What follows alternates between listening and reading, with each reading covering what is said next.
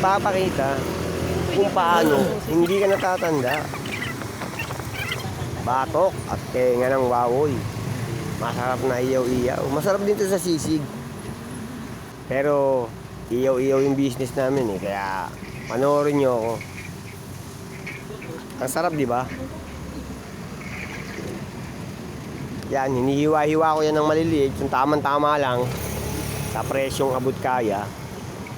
Tamang-tama ito. Pagkain mo nito ng marami at nakarami ka dito, sigurado sa'yo, hindi ka na tatanda. Sarap po.